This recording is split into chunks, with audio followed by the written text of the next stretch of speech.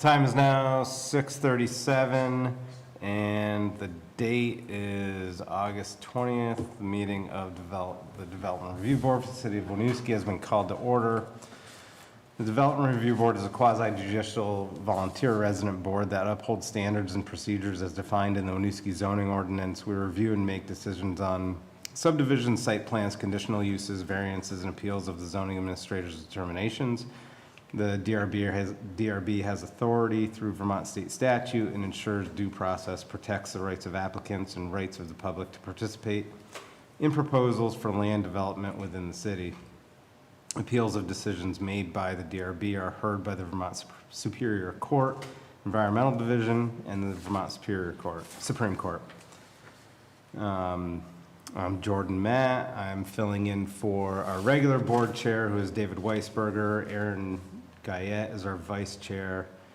Winooski's Development Review Board also consists of Ryan Wade, Felipe Hoyos, and an alternate is Riley. What's your last name, Riley? Livermore.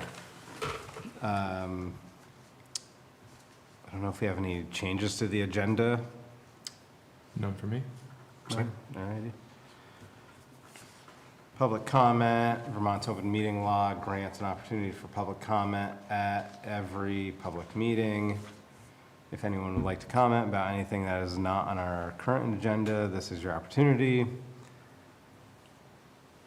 We have somebody online, not hearing anything from them, so we'll move on.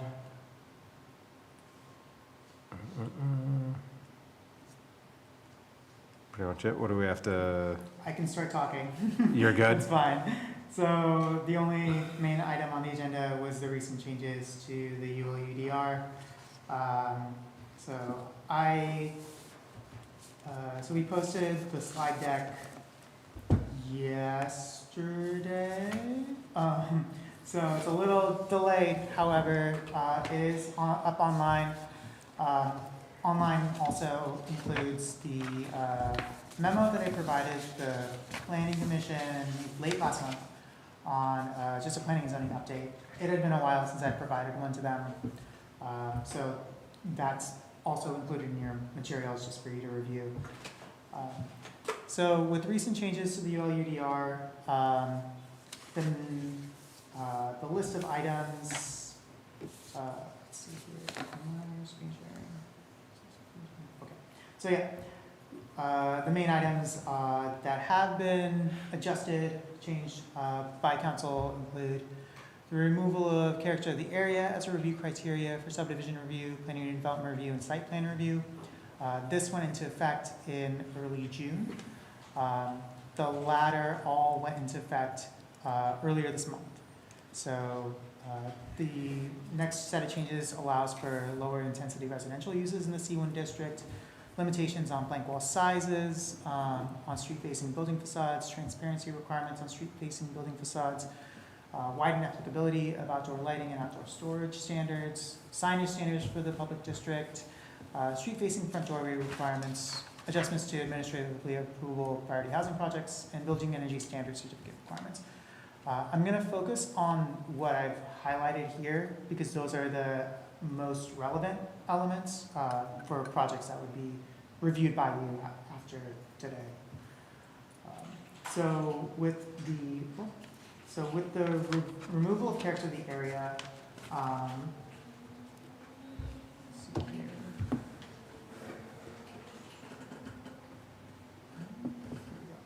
So removal of the character of the area. So this is a section that used to be in the regulation that has been removed. It's in subdivision review, planning and development review, and site plan review. It specifically says district settlement patterns, subdivisions shall be designed and configured in a particular manner based off of the type of uses.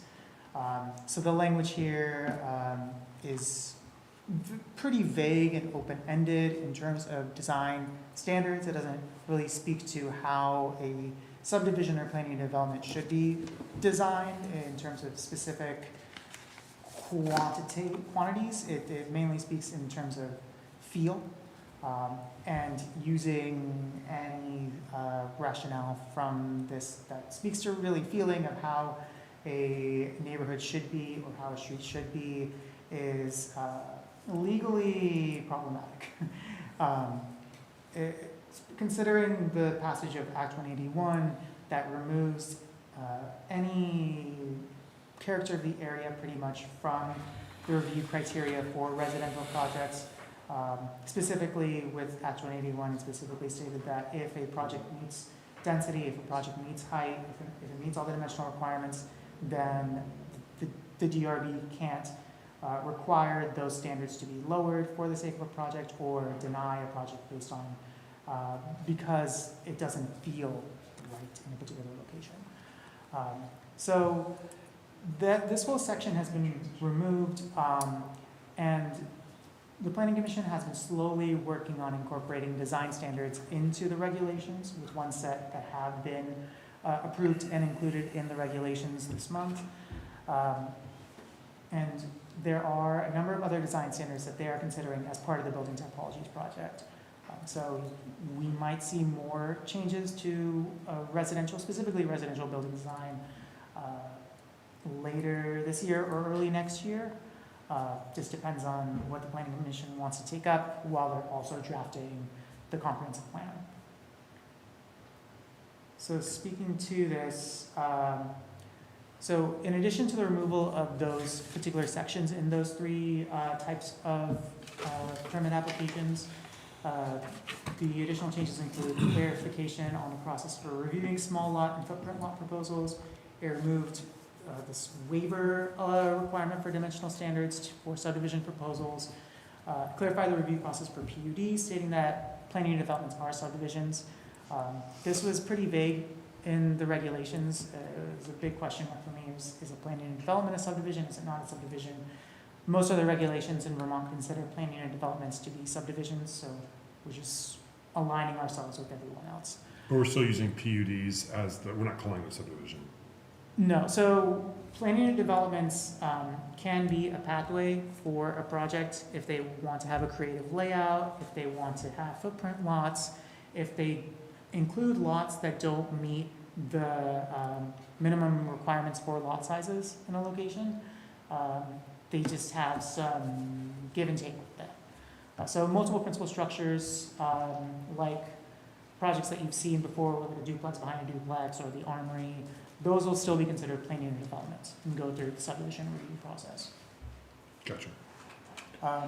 Let's see, so cleaned up allowances for PUDs. I think there's been some confusion in past meetings about like granting waivers for planning and developments and having planning and developments meet minimum lot sizes, but that's not the intention of planning and developments by design. They're supposed to be unique. They're supposed to have unique configurations that internally don't meet the minimum lot size requirements. The purpose is to advance projects that meet the intent of the regulations and the intent of our master plan, but don't meet the dimensional standards as specified in the regulations. So I have an example slide of what an example PUD looks like in Shelburne and in South Burlington. We don't see a lot of these types of developments in Winooski because we don't have greenfields. There's no land. There's no land. Land is valuable here. Yeah, it's much more common to see these types of developments in places that have land.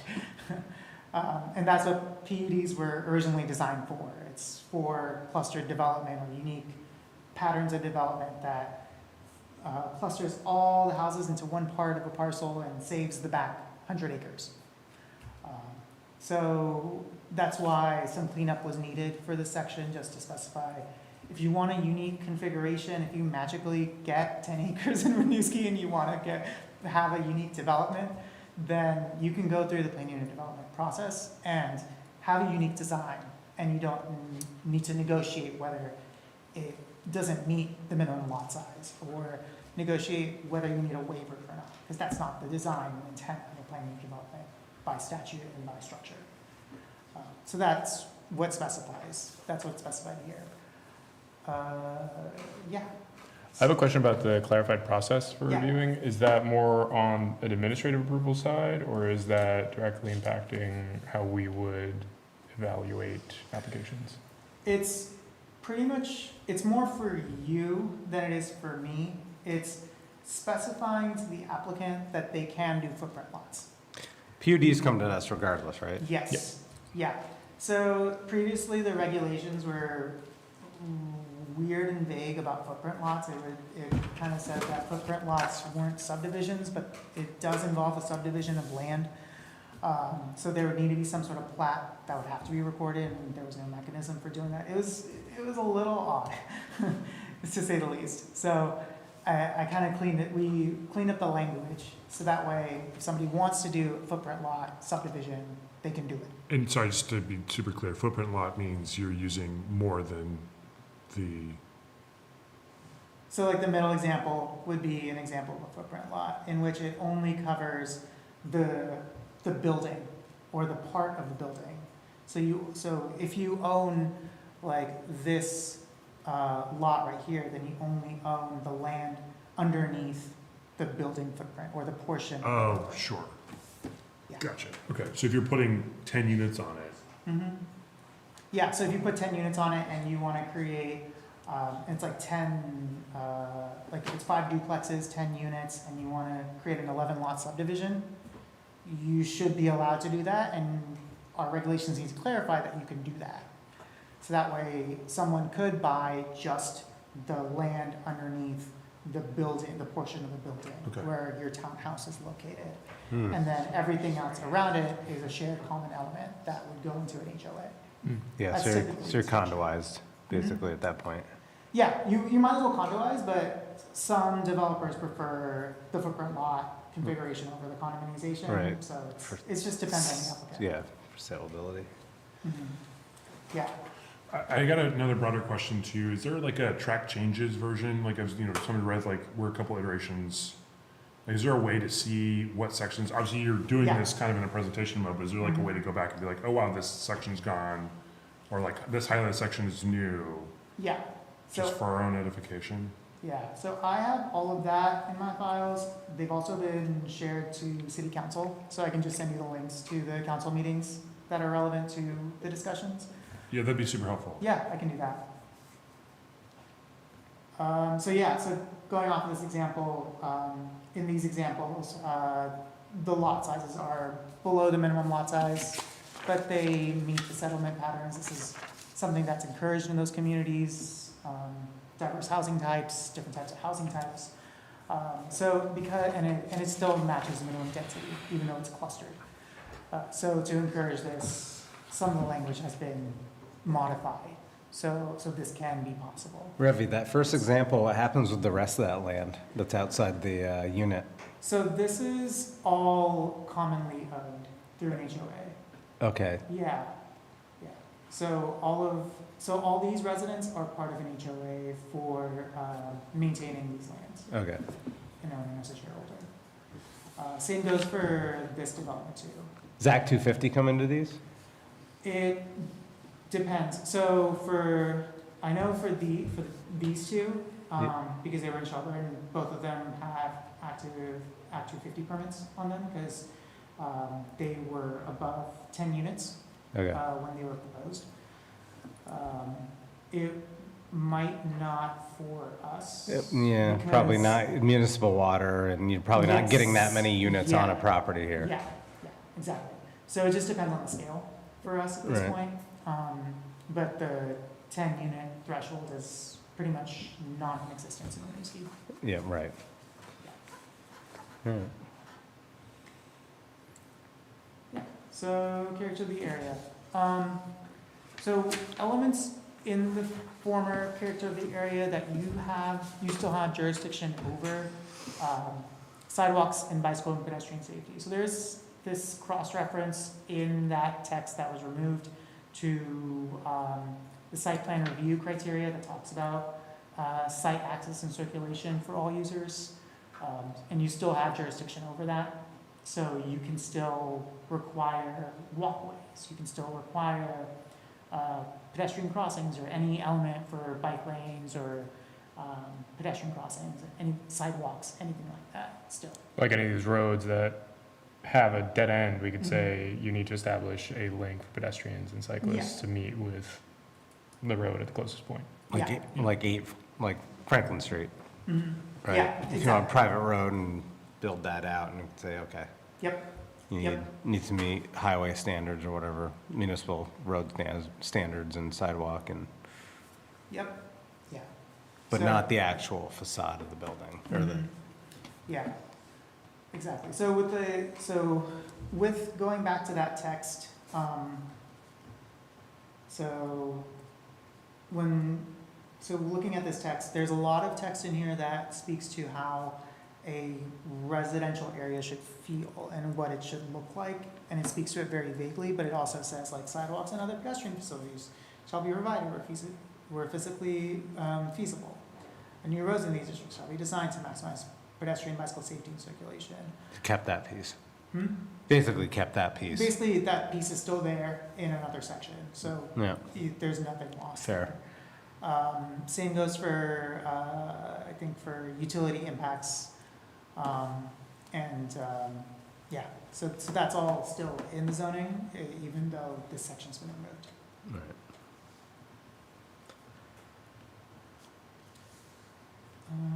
Yeah, so building typologies report, I think we talked about this a little bit, maybe. This was a study done by a consultant with support from CCRPC through a grant that they received from Federal Highways. It was done at no cost to us. The building typologies project, the objectives were to test whether our current regulations actually allow for priority housing to be built, and to evaluate the built environment of the residential areas and to recommend changes that would push new developments to be in line with the built form of residential areas. So part of this is from Franklin Street as a response, and part of this really was seeing whether our regulations actually work. So as outcomes, this is what the report, one portion of the report looks like, where the entire report is on the city website. There's a link in here. You can check it out at your time. It's not too extensive. It's like a good 60 pages-ish with a lot of graphics. So, Pictures. yeah, tons of pictures. So, I like that. I can't read. Is the intent of I this like to be like the pictures. 12 Franklin lot, if you were to redo it in a way Yes. that would be like kind of pressure test that these new, Mhm. Exactly. I So- like that parking idea. That's a good idea. Mhm. Yeah, so the report includes a sampling of example lots in the RB district, so 50 by 100, which are pretty standard on Manso and Hood in Franklin, along with deeper lots that are more common on Hickok and West that are anywhere between 40 to 60 feet wide and 175 feet deep at some Yeah. places. So the report shows all the possibilities for development on those lots, different configurations. It mainly looked at whether all these lots could host 3+ bedroom units and whether they could do it at 50% lot coverage and at 65% lot coverage, and how that would look different. They used different building types. So this is one building example. They also had different building examples that had different roof shapes, different building locations, different building configurations. And then alongside all of that, they provided a detail of what the building footprint was, what the dimensions were, how it meets the dimensional requirements, and in 1 or 2 pages for certain designs, how it doesn't meet the dimensional requirements, and whether there needs to be some adjustments on our end in order to encourage that building. Let's see. So, yeah, so pulling from that, Planning Commission also worked on standards for blank wall and transparency. Blank wall, it's basically a wall that has nothing on it, no windows. It's a box. No openings, yeah, it's a box. Again, pretty It's a good box. example recently. Mhm. on Franklin Street. Yeah, yeah. So the blank wall limit is, I have it in a couple other slides, but this is the definition of a blank wall. Has no openings, it's visible from a public location, and change in paint color isn't considered a break in the blank wall, and it's regulated by length per story. So the length per story piece is not going to be captured in the markup from City Council. City Council requested that to be length per story. Planning Commission originally had it at building wall area. So slight deviation from the markup to what's in the regulations today. So they could have a blank wall on the backside, Yeah, right, yep, yeah, or on the sides, on the sides, but not street facing. not street facing. Yep. So alongside this is transparency or fenestration. Where's we- that? That's in Northfield. It's in Northfield. Yeah. So our consultant was working on a project, on a zoning bylaw update project for Northfield. That's right and past the general store on the right, I think. I'm not sure. Yeah.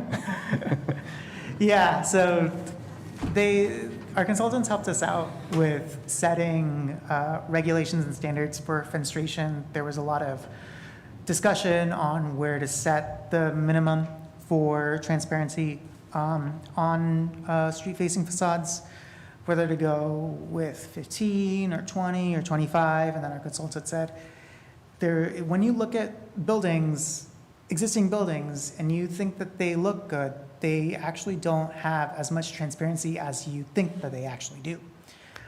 So he had a few examples to share with us, like this one, in which the ground story fenestration was only at 11%, and the second story is at 14%, and then the top story is at 7%.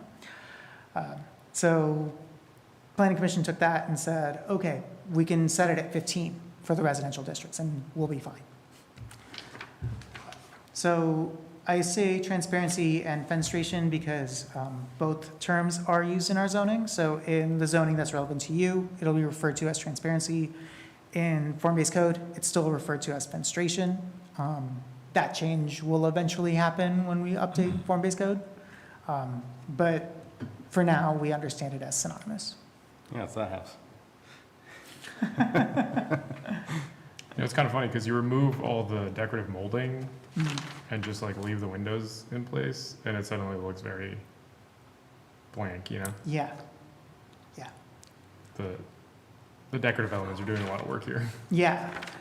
With, sorry, just on that note, just from my understanding of the application, would the decorative elements are not considered part of, like for blank wall consideration, that would be considered or not? So the edge of the blank wall would be the decorative molding. Okay, that's where the length would start. That's where the length would start, yeah. So if you had 15 feet in between the molding pieces, that'd be out of code, or out of, impermissible. Right, so this would be, if you can see this, like this would be the blank wall, for example, Yes, or, so even though there's like some relief and some changes within, that still counts as a blank wall. Yeah. yes, yeah, And it's not counting the window molding, it's asking about the framing of the yes, window. the frame, Yeah. yes.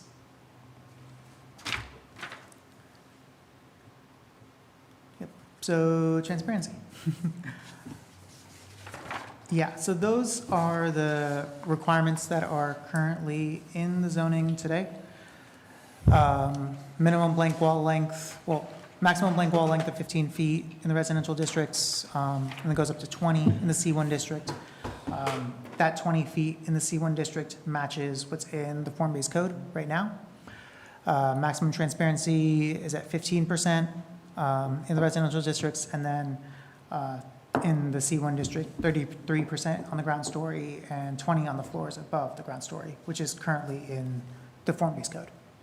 And this is, again, just to quantify what character of the neighborhood means, right? These are the Yep. things that. Yep, this is what we mean by pedestrian scale, Sure. walkable neighborhood type of feel. To go alongside all of this are front door requirements. So there has to be a defined entryway that opens up to the street for all new buildings in the residential districts. So that is clearly established right now. Yeah, closes some of these loopholes. Mm-hmm, yeah. So the end result should be Not, hopefully not something. side-facing Yeah, dwellings yeah, to something- fit on a lot. yeah, something that has all these elements with more window openings, Right, right. with a street-facing entrance, and, yeah, with windows that meet that 15% requirement per story, and blank walls that are 15 feet or less.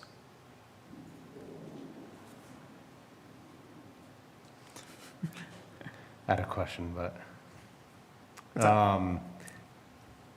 what if they put false windows in Okay, so. to break it up? No penetration through the wall. So the definition for transparency clearly states that it has to, like, allow for light in. Oh, okay. through. So it has to be. Functional. Like, be functional and transparent, so one can see into and one can see out of, All right, yeah. I could see that being a thing. Yeah, You know, you got some of the bigger developments with parking that's on grade, right? They had to meet the parking on grade, Mm-hmm. Yeah. right? Look at East Allen, Mhm. and it looks like it is living area, but it's parking. It looks fine, because you would never be able to tell, Yeah. but it is a bit of a workaround. yeah, I think that will probably exist-ish. Yeah, If you design a townhouse that way-ish. yeah, Yeah, but I think that you'd get pretty creative at that point in order Right. to put like a garage, a street-facing door, transparency at 15% at every single level, and then a blank wall limit. right. Yeah. Yeah, so let's see here. So lastly, further discussions with the planning commission. So our consultants for the building typologies, they came to Winooski, they walked around, they had multiple meetings with planning commission, housing commission, and local resources advisory board to get a sense of what is the character of the built environment here, what is distinctive with our residential areas here. One takeaway that they had were the front porches. Front porches are very prominent in the residential areas in the city.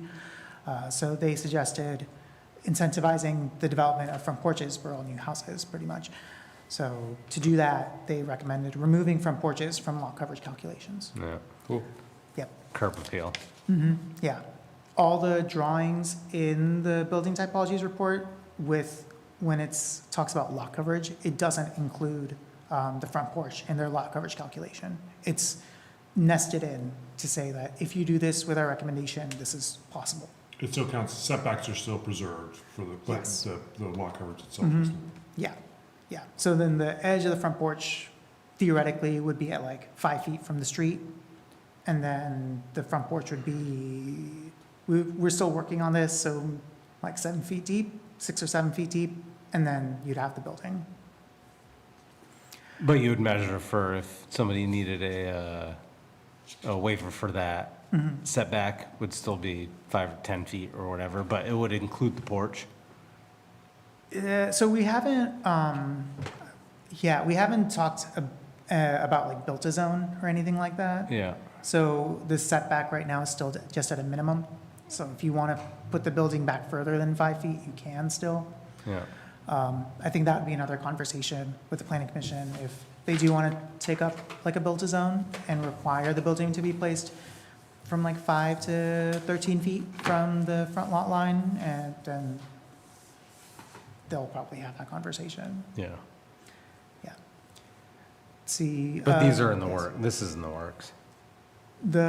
Some of them are, some of them aren't. The front porches, yes. So their planning commission is pretty keen on allowing for that when they pick up the zoning again for updates. Increasing the base 50% lot coverage limit to 55%, that hasn't been discussed yet. That is a recommendation in the report, and the consultant has brought it up to the planning commission. Redefining building height, planning commission is interested in modifying the definition of this so that way you don't have a building that is 39 feet from the average finished grade to the top of the building. So just to make sure that the building is actually, I don't know, more in line with the existing residential area and doesn't feel out of place.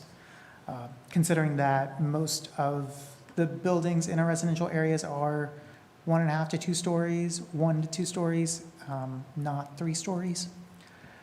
The 35 feet is supposed to, I would say in Vermont, the Vermont 35 feet is supposed to be a limit of 2.5 stories, not necessarily 3 stories. So I think that's something that the planning commission still needs to discuss and parse out.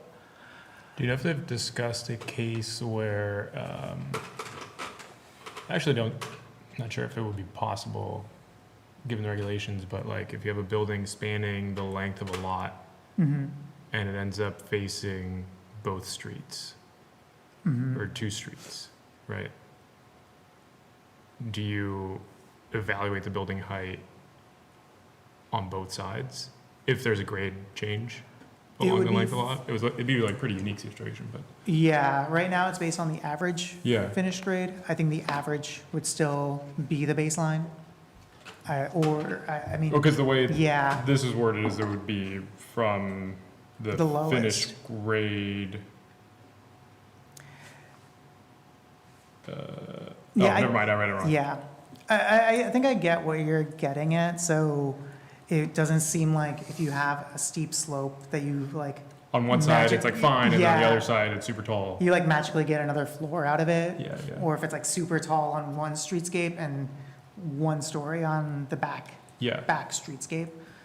Right, if you look at East Allen at Hood, Yeah, right, exactly. those, your very low level topography at the bottom, street meets the house at the top, essentially. Yeah, And that actually spans a block, it's not really a block, but,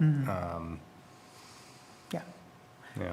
Yeah. But there's, yeah, Yeah, planning commission hasn't really had that. that's a tough one. Yeah, that's a tough one, and they haven't, There's not a lot of them, so. yeah, And like the minimum lot, or I guess the maximum lot size coverage would probably prevent you from spanning a building. That far, That meets yeah. both sides, yeah. in the residential district, yes, Yeah. yeah. It's a So, 100-foot house. yeah. So, yeah, they haven't really thought about that yet, but definitely bring it up when they do. The other recommendations were to set pitched roof requirements for buildings greater than 2 stories. Planning Commission has thought about this when the consultant introduced this idea to them. And they're still trying to figure out how this would work, pretty much. What does that Limiting mean? the pitch of the roof, so not making it too steep. So it's, I think with them is to is to figure out, yeah, so the steepness, so that way it doesn't seem like the applicant is getting an extra story for having a slightly pitched roof compared to an applicant that has a flat roof. And That's they a can only tough do- one. Hmm? That's a tough one. Yeah, You get a gambrel roof, yeah, so. there's no really pitch, Hmm. it's round. Yeah, I don't know.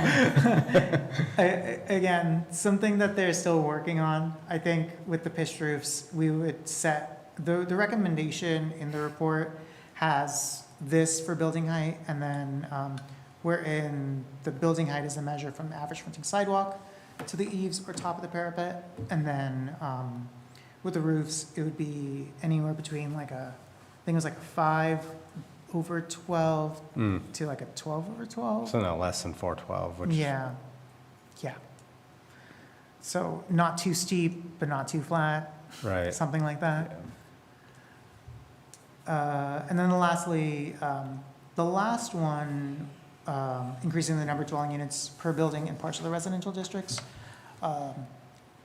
The planning commission hasn't had too much conversation with this yet.